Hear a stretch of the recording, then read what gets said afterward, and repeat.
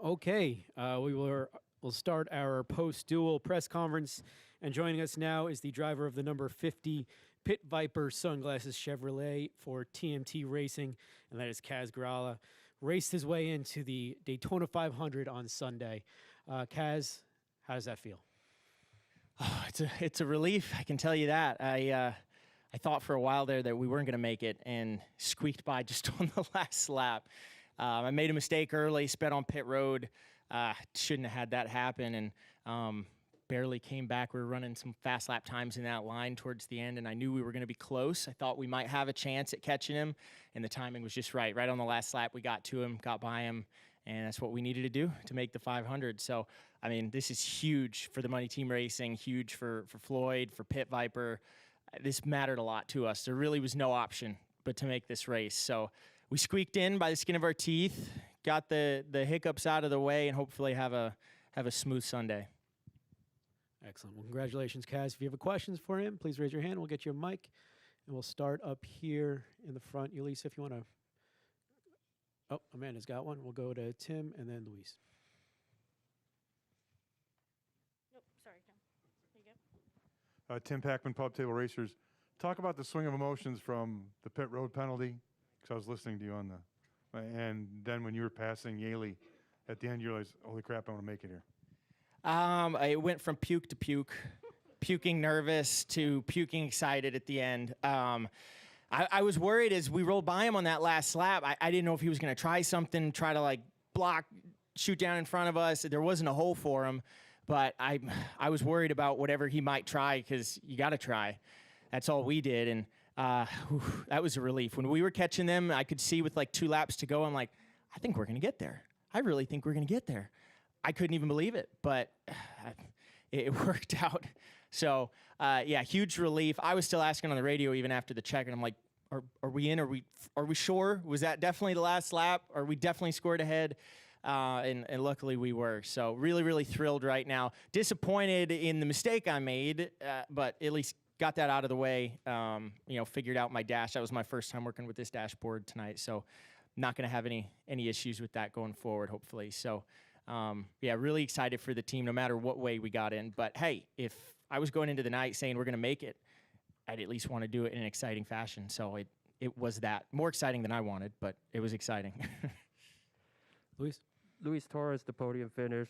You made the 500 last year. Was this one as chaotic, knowing the fact you basically went with an upstart team with some of the equipment coming from the StarCom, and just how vital is it for your career to make it under those circumstances, and also for Pit Viper as the primary?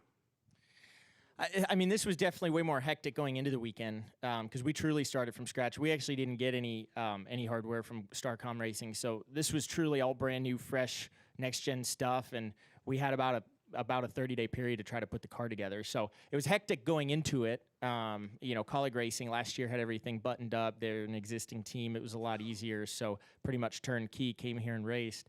But as far as the duel, I would say it was more hectic this year, at least from a stress perspective for me. But both years, I have been in the duel, and I've been in, and then I've had something catastrophic go wrong and known that I'm out, and I'm definitely going to be out, and then miraculously, exactly what needed to happen happened both years for me to get in. So apparently I'm lucky in the duels, but I would have rather saved my luck for Sunday. Hopefully I'll still have some left in the tank. We'll go up to the press box for a couple of questions. Bruce Martin with Speed Sport.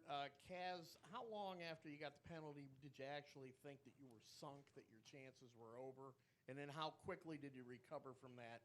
And the final question is, what was the real moment of truth on that last lap that was the make or break moment for you to get him? Well, it was really about 12 laps to go that I thought we had a realistic chance of it. When we first blended off after that penalty, we were pretty much by ourselves. We picked up the 41, but just the two of us weren't going to be able to do anything as far as catching the 55. And I got ingratiated into that line there. Kurt Busch picked me up from behind. That was key for me. And I needed a pusher. We really couldn't hang on to a line of good cars as the last car tonight, so we're going to probably tweak on it for Sunday and see if we can dial a little speed into it. But that pusher was key, and Kurt got us there. And I was looking at the lap times on my dash. Apparently, I knew how to use my dash at that point. And we were running fast. I knew what we were running by ourselves and figured that was what the 55 close to it was running. And I'm like, man, we're really going to be gaining on him, but I didn't know what the gap was exactly. So it really wasn't till about 3-4 laps to go when I could see them, and I was like, oh, this could happen. And really right down to that last lap, there was no relief because, like I said, I didn't know what Yaley was going to try. If he had an opportunity to try to jump into that line, things could have gone sideways really quickly. So the key was our line staying formed up and being able to roll on by him on the bottom, not giving him a chance to try to hop down in front of anybody. That was really the defining moment there, and then we just had to cruise to the checkered. So definitely took years off my life. Will Auchmuty, our team general manager, I'm sure took decades off of his life because he's even more emotional and nerved up than I could ever be. So it was way too eventful, but I'm just glad we're here. It's going to be really, really exciting come Sunday to be standing down there for the national anthem. We have another one in the press box, and then we'll come back down. No more for the press box. Thank you. Go to Taryn. The end there. How calm did your spotter help you stay? He kept me calm. I was asking him about the gap. I was having him tell me every lap when the 55 hit the start-finish line, and I was trying to judge how much we were gaining per lap, because if I didn't keep my mind busy thinking about doing the math, then I was just going to drive myself crazy. So I never gave up, and I knew that it was possible. If it was a lap later, it would have all been for nothing. So it was just exactly what it needed to be, no more.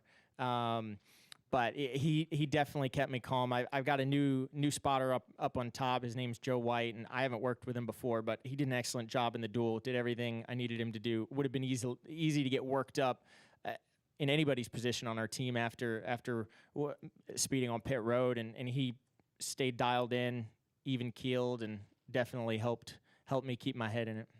And then after how long it took to have this team finally come together to make the Daytona 500, does it just show this is why I stuck through it? Yeah, absolutely. I mean, this is why we did what we did, was to race in the Daytona 500. We didn't come into this week ready to accept any other fate. So, it's big for us being a new team to be able to do this. It's huge financially. It's huge exposure, the marketing. We want to run a part-time schedule this year. We want to try to run some of the road courses, maybe some of the closer, less travel races. So to have a good showing like this and to hopefully have a great showing on Sunday will go a long way towards helping build this program into what they aspire to be a full-time opportunity, and I'd love to stick with them for that. Alex? Alexandra with the Charlotte Observer. That was kind of my first question, was just what's the plan for the rest of the season? Are you going to be doing super speedway races also, road courses? It sounds like it's kind of a mix. Do you have a number, I guess? Yeah, maybe super speedway races. I'd say less likely. It's too much of a risk to the car, and these next-gen cars are so expensive that, as a small team, we probably have to try to protect our equipment. But obviously this race, it's the Daytona 500. It's the biggest race. It's the highest paying race. We got to be here. So I would expect probably picking tracks that either particular sponsors want for a schedule or tracks that we feel we have the best shot at.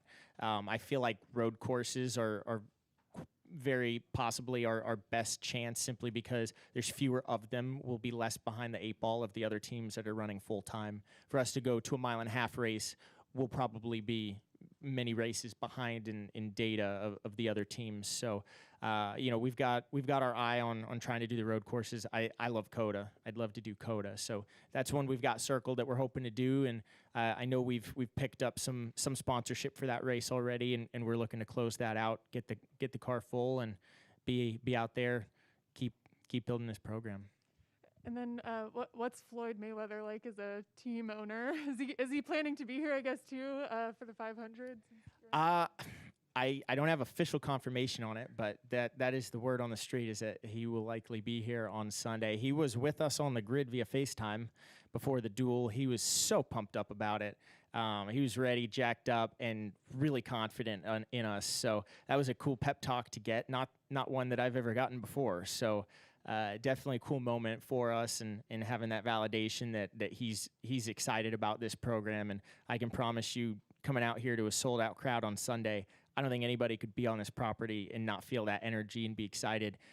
He's really going to get obsessed with this, just like we all are. Any final questions for Kaz? All right. Well, congratulations, Kaz, and good luck on Sunday. Thanks, guys.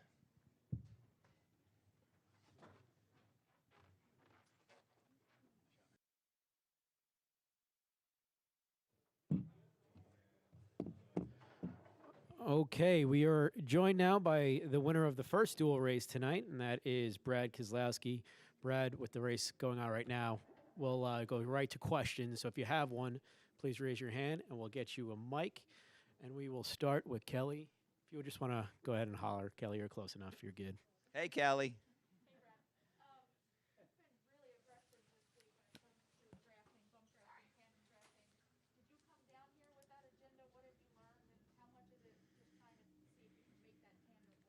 Yeah, I'm going to keep learning about these cars every time I get in them, and there's a lot to learn, and they keep changing so much. We came down here for the test, and our car was not very good. Didn't have a lot of speed, drove really bad, and I knew we'd made a lot of changes from the test to come down here, and learned a lot accordingly, and I was trying to kind of reset my brain from what I had at the test session, because what I had at the test session was, hey, if you can just make 200 laps, you'll be doing good.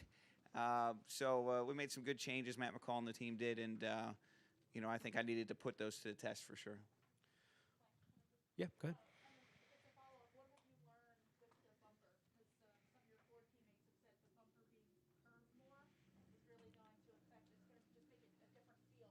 Yeah. I mean, there's always little nuances, Kelly. I think, the bumpers or something. I'm more worried about the hood flaps than I am the bumpers, and how they bounce back and forth and come out of the cars. But, in theory, it's the same for everybody. So it's just another thing for us to manage. And that's our job as race car drivers, is always to understand the risk versus reward of every move we do, and to be right on the edge but not over it. So that's everything from, how the car handles to the, mechanicals of the car, and keeping it in one piece. And we want to push all the mechanicals to the edge the same way. And the driver has a huge influence on that. Zach.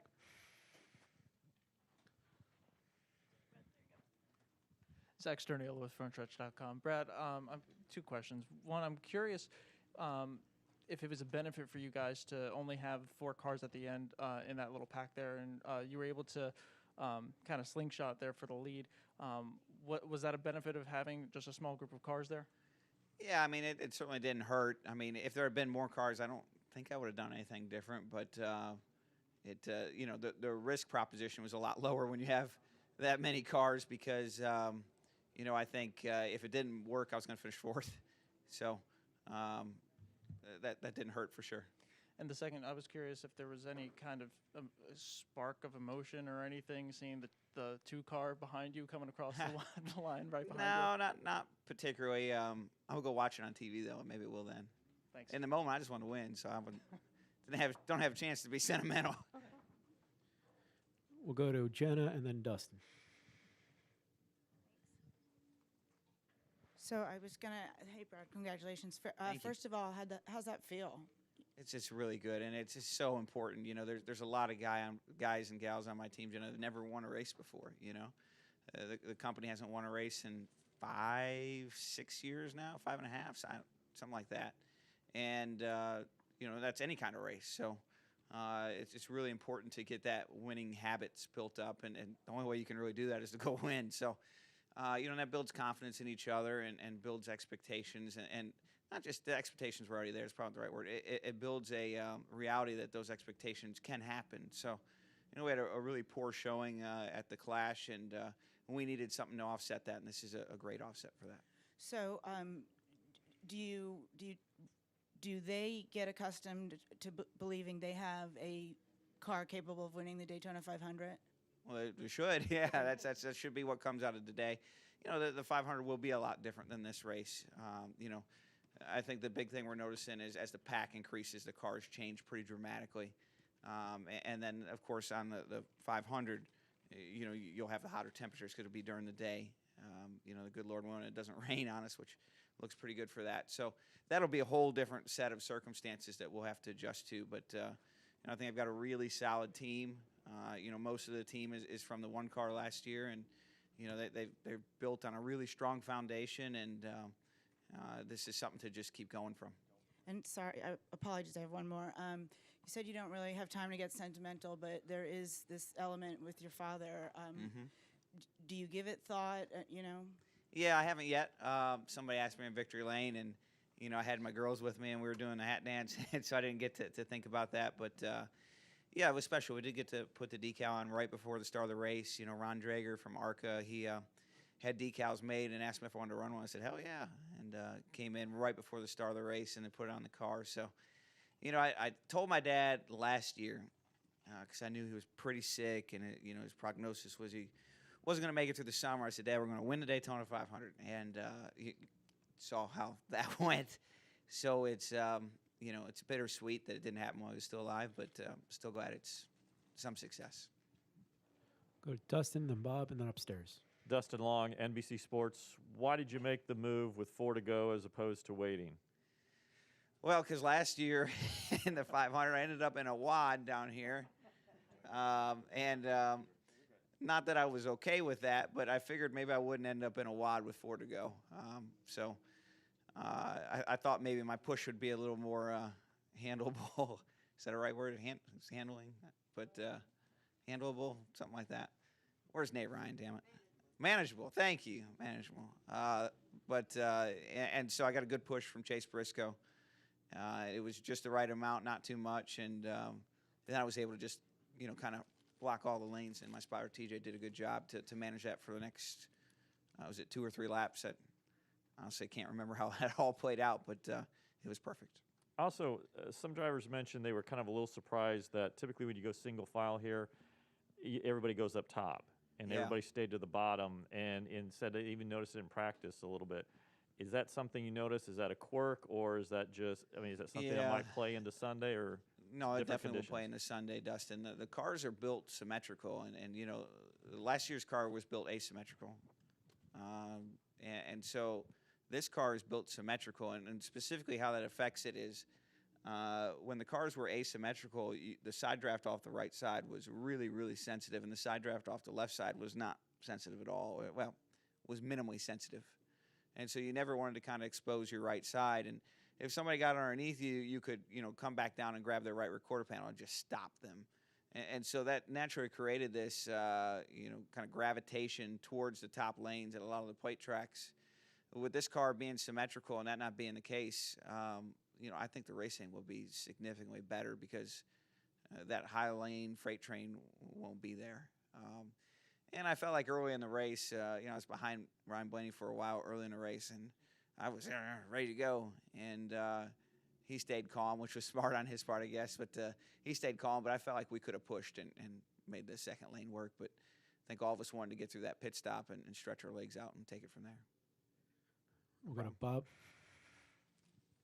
Bob Honkers, Fox Sports. Were you the one who was able to put the sticker on the car, or were you already in the car? The team did right before I got there. So did you see them do it? No, I didn't. Was there any emotion? No, it happened while I was in driver intros, but that's okay. There's no pride in authorship for me, but pride is that it was on there. And do you guys know kind of how to bump draft yet? There's a lot of talk about the different bumpers and the foam in there, and whether you really know the feel. Or are you Did still we know learning? it before? Bob? Shoot, we came here the last 7 years and wrecked 30 cars a weekend. So I don't think we really knew it before, based on that. So I think we'll pick up as much as we can pick it up, and then we'll push it to its limits. Go upstairs to the press box. Bruce Martin with Speed Sport. Brad, as an owner, how would you assess the job the driver did tonight? Well, he won't get fired, which is good, Got a little job security there. But, there's some things I could have done better, I'm sure. But was good at being patient, putting ourselves in position at the end. And I give a lot of credit for my crew on executing the pit stop really well to put us in position where we could kind of control our own destiny there. So then for me, it was just finding the right opportunity and capitalizing on it, and working with my spotter. That was important once we did get the lead to manage it and keep ourselves there. And in spite of last year's finish in turn 3, the fact that the drivers right behind you were all former teammates, did that kind of help or hinder how you thought the race may finish, realizing that, it's a qualifying race. There's no reason to have any urgency. Yeah, I mean, there's still urgency. There's, 10 points on the line and a trophy and a check, right? So we wanted all those. Anything else from the press box?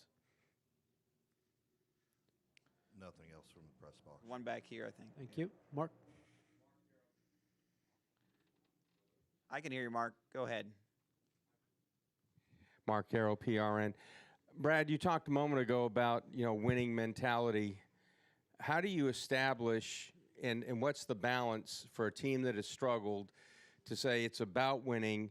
Yes, we can be happy about a top 10 or top 5, but we can never be satisfied unless it's a win, which is a mindset that hasn't obviously been there for a while. How do you establish that balance?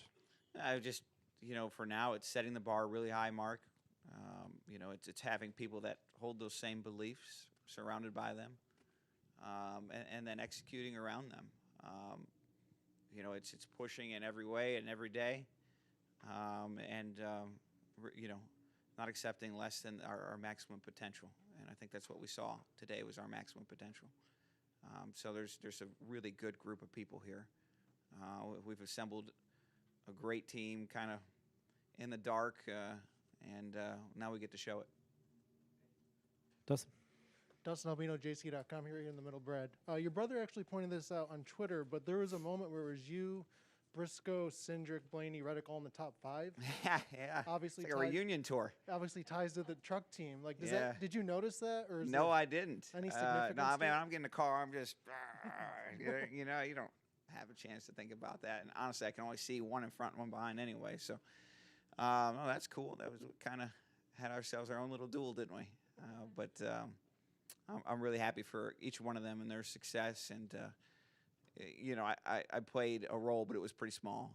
They're doing a lot of their work on their own to get where they're at and doing a great job at it. No problem. Any final questions for Brad? Oh, up here to Deb, and we'll wrap it up there. Brad, Deb Williams with RacingToday.com. When Edsel Ford came into Victory Lane, did that surprise you? And what did that mean to you? Well, I didn't know he was here, so it kind of surprised me that way. Like, you're here on a Thursday? Usually those guys must have been really cold in Michigan. Really cold. I feel you, Ed. So I came down here a couple weeks ago. No, I was happy to see him. He's a great guy. He's been so supportive of me and kind. And, we need that support. We can't do this without, a great manufacturer support. And we need those guys to be excited and hungry and engaged. And when you win, it brings them to victory lane, right? But it does more than bring them to victory lane. It brings them to the table with all the things behind the scenes that we really need to be able to compete at a high level. So I told those guys we were going to win races this year, and I'm not sure they believe me, but it's good to see them in victory lane and be able to validate it really early. Thank you. All right, Brad. Well, congratulations on tonight's win, and good luck on Sunday. Thank you. Hope to see you again on Sunday. I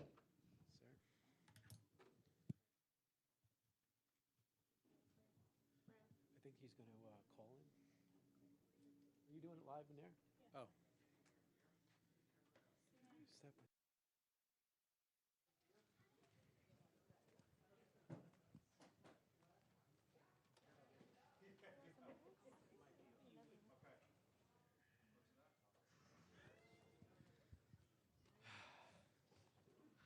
Okay, we are joined by the final finisher among the open teams to make it into the Daytona 500, and that's driver number 44, Greg Biffle. Greg, welcome back. Everyone excited to walk over here. Fans were coming up to you talking about how happy they were to see you back in the Cup Series. How did that feel, and then how does it feel to make the 500 on Sunday? And it feels really good. I've not I have not slept much in the last couple of days. Just trying to keep a cool composure. I've been nervous about, this race because there's so many things that can happen and so many ways it can go. And we've talked the scenarios all the way. And I watched the first race, and I saw the 62 car was, in the lead of the cars, and I thought, well, if he, finishes in front of those guys, and the 50 actually runs in the second race, we'll be in on time. And just figuring all those scenarios. But the car drove really, really good. We ran up, up in the top 10 there, 12th or whatever, ended up finishing 14th. We had a little bit of a hiccup trying to put fuel in on pit road and lost the draft. So we were able to kind of work our way back in there. And maybe that was good for us because we missed that wreck towards the end. So we might have been in the middle of that. But really excited for Grambling University and this Childress Hendrick combination really worked for us. So we're excited about it. Okay, if you have a question for Greg, please raise your hand. We'll get you a mic. Start here with Tim, and go to Chase, and then go back. Tim Packman, Pub Table Racers. Going into this race, how much did you not have back at the shop to get ready for this? I mean, you were scrambling for quite a few things from what I understand. Yeah, I mean, let's face it. When you start a program, there's a lot of things you need, and one analogy comes to my mind is you're going to go camping for the weekend. You need everything. You don't have anything, right? Down to every last piece, and you don't know that till you get there, and you go, oh no, we don't have this, or we don't have that. So we had a lot of equipment, but do we have the right equipment for this new car? And that's what posed to be a big problem for us. We only got 10 minutes of practice in the first practice because of some of those new car issues that we weren't quite ready for. So it's been a challenge all weekend, but I think we got our feet under us now, especially with the way the car drove. The car drove amazing, really, really good. I watched some guys that look like they're too free and have handling issues, and I didn't experience that. So makes me feel good for the 500 on Sunday that I've got a competitive car that I can challenge for the win. Not just can we get in the 500.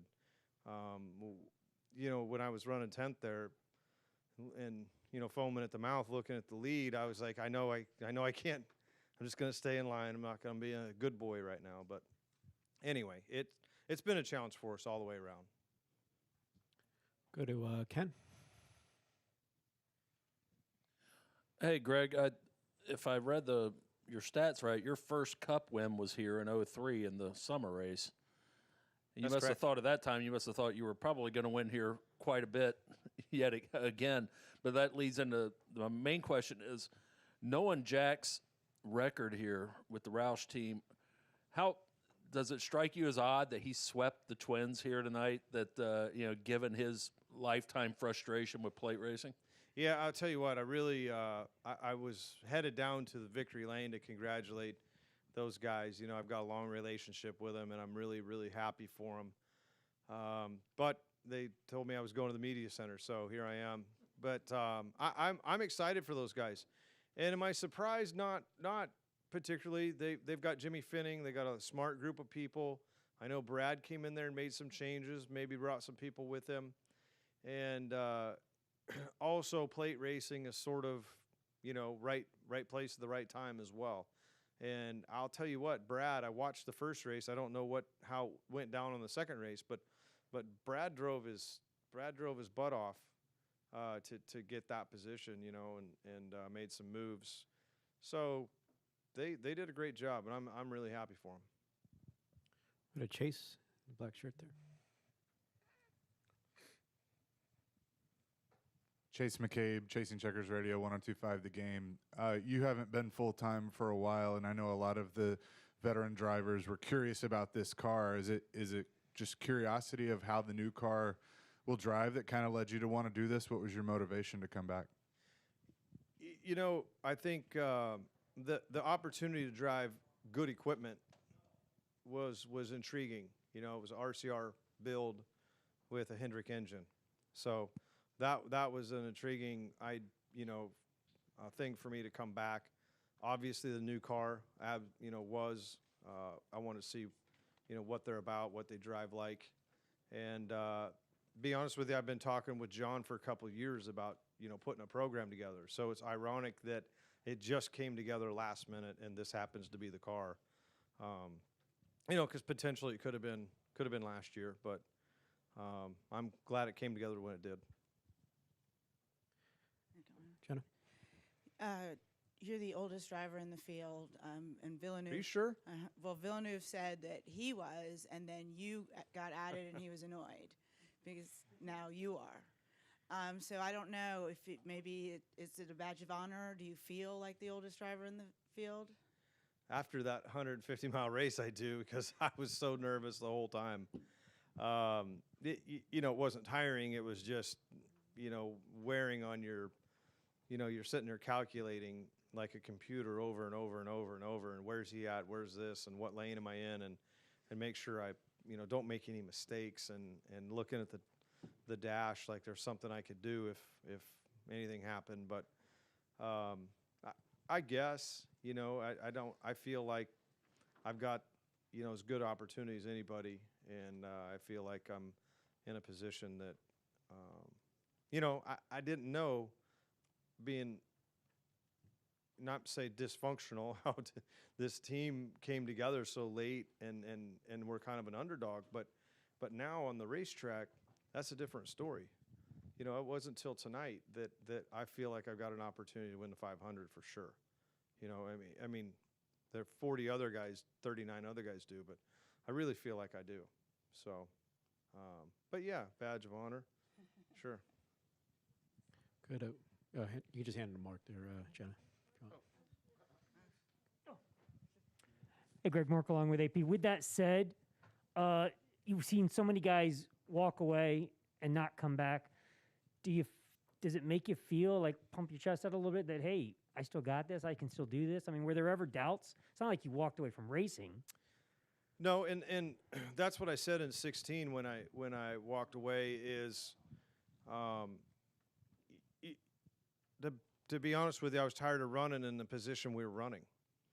I didn't want to try and stay in the lead lap. That wasn't my goal in racing, was show up at each race and try and be on the lead lap at the end of it. And I didn't want to do that anymore. I want to win. And if I don't feel like I have the opportunity, if that truck inside that trailer going to the racetrack, I don't think I can win with it, then, we knew we were beat before we left the shop.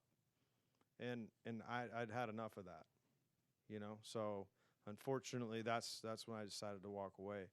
And I always said with the right opportunity, I'd come back. Or a situation like this, where a guy needs a hand up and they want to start a new team, and if I feel like I can help them, I would come back and see if I can. Kelly? Kelly CrandallRacer.com. So, Greg, last minute of this team coming together to get here, some issues just getting the car on track, the guys had to go through. You mentioned you haven't slept the last couple nights. What has this just been like for you versus previously when you were racing in the Cup Series? Just going through all of this, being in this position, what is that like for you? It's a humbling experience. It's challenging, and I'm used to coming down here and being in the 500. Doesn't you're a charter team, and or you're high enough in points. So it definitely has been a lot of pressure, and I've got a lot of respect for the guys that come down here and have to do it, every year. It's tough. I've done it once before, long time ago. Well, won't mention how long ago that was, but I've had to do it once before, try and race my way in. So it'll be a nice night tonight. But I got to get up at 7 in the morning and go do a charity fishing tournament on Lake Lloyd. So I'm excited about that. No sleeping in tomorrow. I know you have a 1.5-year-old. You get up at 5:30 every day anyway. Luis? Luis Torres, the podium finish. I won't mention how long ago it was back when you were to try to race your way in. So I want to mention you have raced on the Cup level with Fords almost pretty much your entire career until now. How do you feel the difference between now and then driving with these Chevy powered cars after being away from it after this many years on a cup level? Probably any track you're going to come back to and have to get in the saddle. This was probably a little bit easier racetrack because it's a little more, it's a little more of a chess game than, elbows up, like a Darlington, where it's really tough, or a Bristol, or some racetrack like that, Martinsville, where you got to come and jump in the fire. This was a little bit easier. It's a little more precise, executed. Car has a lot to do with it. So if any places to come back after a 4 or 5 year stint, it's probably, this has been an easier transition than a lot of other places. We'll go to Peter in the corner there, and then back to Daniel. Peter Stroud at TSJ Sports. Craig, I'm curious, is there any similarities between this week, your return to the Cup Series, and the truck race you made back in 2019, your return to that series? Yeah, I mean, you got to wait for Sunday to see that, but I'm hoping that's going to go the same way. It did feel good to get in the car and run good tonight, and just picked the right lanes and stayed in lanes, and everybody did a great job. Spotter did a good job. Jay gave me a good car to drive, did his research and figured out where to put the rounds and tire pressure. So I think we have a great opportunity, and that's all a driver can ask for. Now it's up to me on Sunday to take care of the car and get it in position at the end. A question from the press box. Bruce Martin with Speed Sport. When you had that pit stop issue that took a little time to get to get the pit stop completed, were you aware that Timmy Hill wasn't really having a very good race, or how did you keep your emotions in check when all that was happening? Yeah, I knew that we had gone by Timmy a couple times, so I knew he was 2 laps down, I thought. My biggest fear all night and these last couple days is losing the draft. And so we come down to pit, and we've got some new guys there, and we had an issue getting fuel in it, and I knew we lost the draft. So we were lucky enough that some other guys had issues. I don't know what happened, but the 48 car was in the middle there, so he picked us up and pushed us for a while, and then we were actually able to get back together with some other guys. But we also, I guess I hadn't mentioned this yet, but we also ran out of fuel with 2 laps to go. So fuel light came on, and I had to move out of the, come into the white. I had to move up and let the 42 go and get out of the pack in turn 3 and 4, because the motor started laying down to about 22 pounds of fuel pressure. So I wasn't sure if we were going to get stuck on the racetrack or make it around. And I got back in line and was able to draft into 1 and 2, and then that wreck happened on the backstretch. So, that kind of, I think we would have made it, I guess, but I'm just not sure. I don't know how the fuel system works in these cars yet, but it kept running all the way back to the checkered flag, and then of course around on the cool down lap, it kept running. So I guess there's some hidden fuel in there somewhere.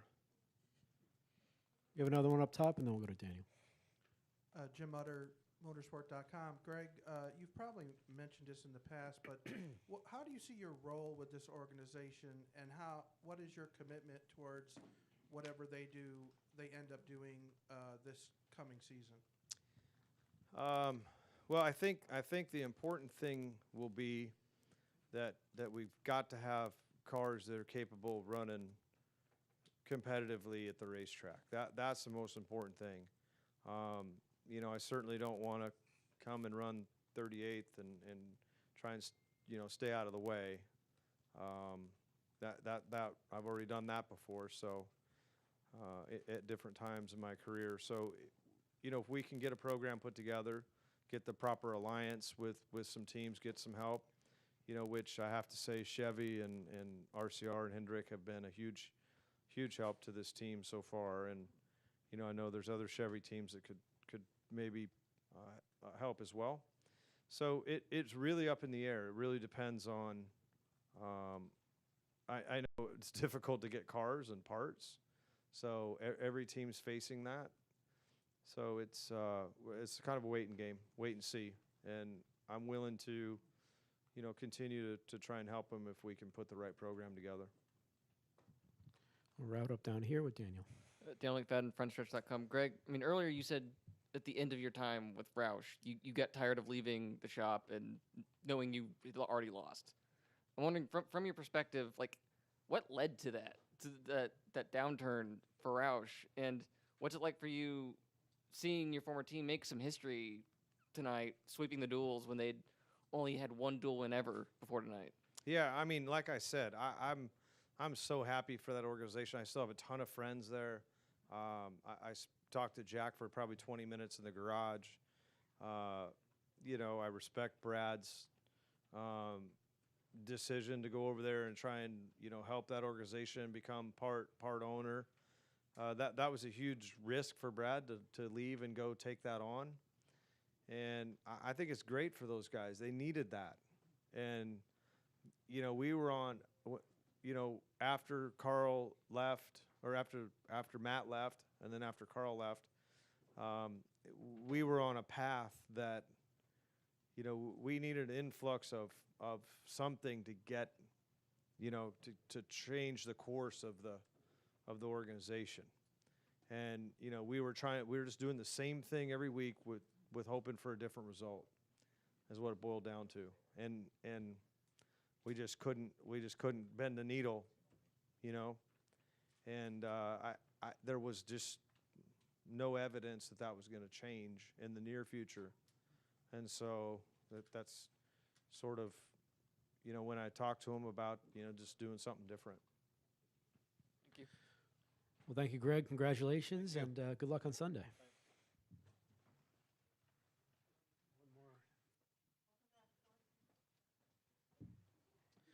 All right, we are joined now by the driver of the number 17 Ford for RFK Racing, Chris Buescher. Chris, congratulations on the big win. Talk about your victory here at the High Banks of Daytona, please. Yeah, appreciate it. Appreciate everyone staying around for a late night again. So, heck of a start for us. Really cool to see Brad be able to park in victory lane after his duel and do such a great job there. And sitting in the hauler watching with Scott and everyone, and said, well, there's a little extra pressure there, and we got fired off in our race and stayed double file a lot longer than I figured it would, but we were able to get up front and had really good speed. Really proud of the effort everybody did and the ability we had in our fast on Mustang to move around. So it's a cool night. It's a good start. We have a lot of racing left to do yet. I was trying to time it out there at the end, and had those single stragglers running around, and was trying to get clear of all them and have some open racetrack to be able to make a move, and ended up coming down to the white flag lap. Was trying to do it a couple of laps earlier and didn't quite have the opportunity, but really cool night. Really proud of everybody. Back to the shop and all the effort after a rough trip out to LA. So really cool start for a 500 weekend. Okay, we'll open up a question. If you have one, raise your hand. We'll start with Davey, Daniel, and then go to Mark. Hey, Chris, Davey Siegel with Front Stretch. This is your first win since 2016. How good did it feel to just pull into victory lane and celebrate knowing that you won again in the Cup Series? Yeah, it's awesome. It's a heck of a start. I know it's not the big one, and sitting here thinking about numbers and statistics kind of makes you think that it makes it hard to back it up in the big race, and so that's, I guess, on my mind. But what a heck of a start to our season to be able to get fast on in the victory lane in the Cup Series. It's still a points paying event, right? It's not quite the same, but it's still a really big moment for us.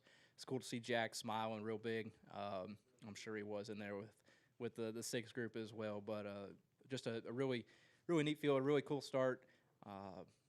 Wish it was a couple days later, and we're still going to work really hard to make that happen. And we have a good opportunity. We have two very fast race cars, and I'm pretty confident that we're going to have the ability and the opportunity to get there. Is just about being clean and trying to minimize risks up until those closing laps. Did Brad come see you in Victory Lane, and if so, what did he say? Yeah, he did. He came in, said thank you, and I don't know why he said thank you to me, but felt like I had to return that one and just said good job and how cool it is for everybody. I know, shoot, it was so cool to see him park it in there after the first duel, right? And know that we had to go out there and try and follow that, and I was like, man, we need to have a good, clean run, and really it opened up the opportunity for us to race hard, just with knowing that if we had a car tore up in the first duel, we would have to backtrack just a little bit and play it a little safe, and didn't have to do that. So it gave us the opportunity to go out there and race hard, lead a bunch of laps. Had a really nice run down pit road, good stop. Everybody's worked really hard on this single lug program, and I know it's just a massive departure from where we've been. And everybody did a really nice job on pit road as well on both teams. So that just goes back to the entire organization. This isn't a 6 or 17 victory. This is an RFK victory 2 times over for the night, and we just need a third one now for the weekend. Daniel? Daniel McFadden, frontstretch.com. Chris, you've spent a considerable chunk of your career racing for Jack Roush, but it hasn't been the most successful era for this team. You guys sweep the duels, and this team has only had 1 duel win before tonight. But can you just give us insight into what this achievement, even though it's not the 500, means for an organization that's trying to get back to where it used to be? Yeah, I mean, it's obviously a massive stepping stone, right? So much work's gone in. This has been a pretty massive reset for our sport with the next-gen race car. So this is a huge start to that.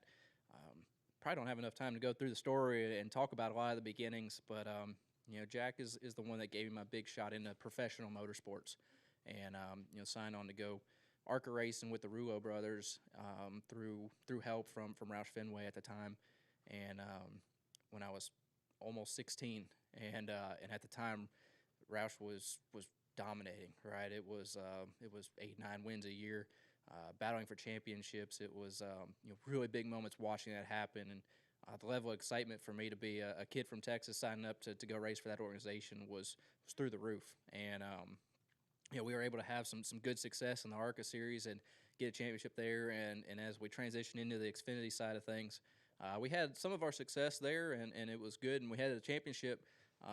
But at the time, the Cup program had fallen down some, and since then it's been a tough battle trying to catch up.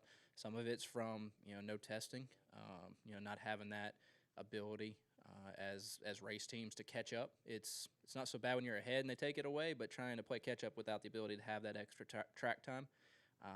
For me personally, coming over and getting 3 or 4 races into the season and losing practice made it very difficult to get into the hang of things back at RFK. So that was a tough transition for the last couple of years. So this is just a really cool way to really hit a reset button. It was for a lot of the shop. It was for the race car. And in a way, it's going to be a pretty good reset for me as well. Go to Dustin, then Mark in the back. Dustin Long, NBC Sports. Hey, Chris, Joey first of all said it was a mistake on his part, but he said one of the things he said was he didn't think you were going to get the run as quick as you did then. And I think I've heard some guys talk about these runs are a little bit quicker. Can you explain what kind of happened and why? Because you didn't back up a whole lot to make that move, it looked like. Yeah, so the thing that's been extremely interesting, and I think we're all learning every time, is these cars are very good, have huge runs front to back in a narrow wake.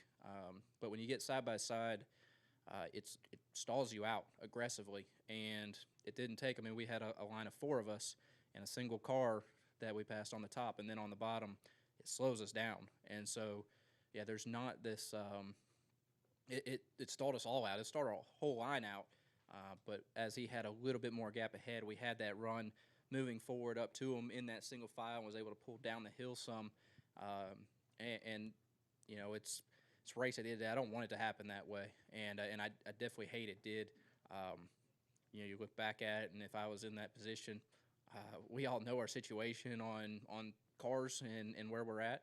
But we put those helmets on, and no one's really thinking about that. We're trying to go win races, and if she was on the other foot, I'd probably do the same thing and would be bummed about it just the same. Or if you don't try and make a move and you end up fourth or fifth or whatever it would be, you'll be bummed at the same time. So it was one of those days where we were racing. We talked about within our organization. I've seen the Penske bunch talk about they were going to their race. Most of us were, and the ones that said they weren't, aside from just a few that pulled over and really rode around, most everybody was, and even if they didn't want to say it. So it's very interesting to see how the car reacts side by side, how the side draft is not so advantageous for the car trying to make the pass, but it can stall you both out pretty aggressively. I don't know that I've seen any three-wide racing in the first duel. Didn't see much behind us in ours. I think that's going to be an interesting concept, and I think it's going to be something that we're all going to learn during the 500. I hope that we learn in a very clean manner. I don't know if that's the case, but we're learning every time we get on track. I told our whole team, I said I learned more in 2 short practices this week than I did 4 or 5 days coming down here and testing single car and small groups, but learned more just in that limited amount of time working with Brad and really trying to push and get side by side and get with a few more Fords and figure out what this car is going to do in different situations. So through 500 miles, going to learn a whole lot more. And so the way I understand it is you came up on the 15, the lap car on the bottom, so in a way that helped because going side by side with Joey, it slowed him. Yeah, so I guess I wasn't in line with the 15, but he was appreciate it, man. Thank you. Well, I mean, he was on the bottom. Snuck up on me. He was on the bottom. You were on the outside. So did that help? Yeah. So it I guess being side by side at any point, it does just stall everybody out. And Joey's the first one to the scene, right? And so you just it pulls him back, and then as he pulls back, we hit that bubble in front, pulls back, and tried to time it to be able to get a run. And honestly, it was I was hoping for more open racetrack, and we had a lot of single cars in the last several laps. So I guess in a more perfect world, I would have tried to back up and get more of a straight, higher speed run at him. But with skidding side by side, it really stalled our whole lane out to where he was running slower than I anticipated, and it actually slowed us down too. So trying to back up to get a run was harder because you almost had to feel like you were going in reverse to try and get any separation. So yeah, it was difficult. I think just learning about the situation, I think we'll learn a lot more as we get more cars and more lines and try and start moving around. Thank you. Mark? Mark Arrow, PRN. Chris, were these statement wins to the garage tonight by you and Brad? And if so, what kind of statement do you think it made to the garage? Yeah, in a way it is, and I think it's more of a statement to everybody, and really from our organization and everybody back at the shop that we're going to work really hard to put really fast Mustangs on the track each and every week. I guess that in some ways it was a statement that the Clash is not what we expect and is not something that we're okay with, and what happened to us out there. This is a good way to really reverse that storyline and get us heading in the right track. At the end of the day, that was half the cars on track. Yes, it was big. We had speed in practice. We had speed in both duels. The Fords in general had a lot of speed. I think there's a lot to show for that, and I think that's a really good statement for all of us. I'm excited about our opportunity, and I don't know that really worry too much about what the garage thinks. I'm excited internally for us, what we believe we have, the capability we have, and the opportunity ahead of us for the rest of the weekend and the rest of the year. Thank you. Any final questions for Chris? We'll wrap it up with Daniel. Everybody's quiet. It's late. Trying to go home, aren't they? Chris, we know that recently a team hired David Smith, the analytics guy. That's just one example of something that Brad's doing to get this team back on track. What are other things that you've seen out of Brad's leadership so far that are new and invigorating that you haven't experienced maybe with this team before? It's all proprietary, right? You can't tell everybody. No, but it is. That's one example, right? That's something that wasn't thought of. That was open information to anybody in the garage that was willing to go after it. It's a big step for us to not only have that info and have that amount of knowledge, but it also takes it away from others. I think when you look back at our organization and our shop and how everything is getting cleaned up, not necessarily restructured, but reorganizing, and a lot of that comes from the next gen, but a lot of it also comes from some of Brad's previous experience, having a truck team, having his manufacturing company. I got to take a tour of that facility several months ago, and it absolutely blew my mind how spotless it was, how high the standards are working in something that is growing metal, is grinding and cutting and growing materials. It's amazing how clean and organized everything was. And I think that's something that he really focuses on is detail work and expects a higher quality of work out of everybody and a strong work ethic. And I think that's always been the case, and we have extremely talented and knowledgeable people back at the shop. This car is just requiring some change from everybody and kind of a different mindset on how we're going to approach it and how we're going to build repeatably fast race cars and how we're going to go about making sure that we're focusing on all the little parts that are going to add up to make big speed at the end of the day. Wait, with this being your first win of any sort since 2016, how much does this car give you confidence again in what you can do? You know, it's the car is going to be an equalizer of sorts, right? That we've seen the field's gotten tighter. The qualifying field's tight.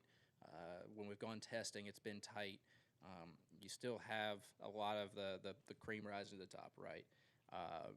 We have a little bit of it's just closer, and so I think it just puts you in a tight window, and I think that means that some of those small details can make a big difference at the end of the day.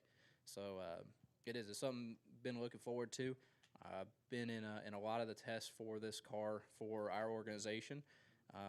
It's amazing to see it keep growing and overcoming some of the issues early on, and to see those just disappear and become better and become really turn it into a race car that's going to be fun to drive. I know we'll have little tweaks along the way as we keep going as an industry, but it's going to be something that's going to put us right in the ballpark. And I think that if you ask Brad and you ask everybody back at RFK, it's something that with a little bit of refining, we can put ourselves in position to be that top tier team and be contending for wins every week. Thank you. Chris, thank you for your time. Congratulations on the win tonight, and good luck on Sunday. Awesome. Appreciate it. Y'all have a good night. One more for you, Chris.